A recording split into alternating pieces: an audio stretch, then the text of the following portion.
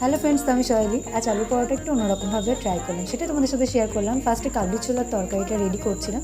কড়াইতে রিফাইন তেল দিয়ে তাতে জিরে, শুকনো লঙ্কা, তেজপাতা, ছোটো এলাচ, দারচিনি, টমেটো দেওয়ার পর একটু ভাজা ভাজা হয়ে যাওয়ার পর মশলাগুলো অ্যাড করছিলাম। ধনে গুঁড়ো, জিরে গুঁড়ো, লবণ, হলুদ, কাশ্মীরি লঙ্কা, আদা বাটা আর সেদ্ধ করে রাখা আলু আর কাবলি ছোলাটা তাতে দিয়ে দিই। তরকারিটা রেডি হয়ে যাওয়ার পর ময়দাটা একটা বাটিতে নিয়ে তাতে রিফাইন তেল, লবণ আর চিনি দিয়ে ভালোভাবে মেখে নিই।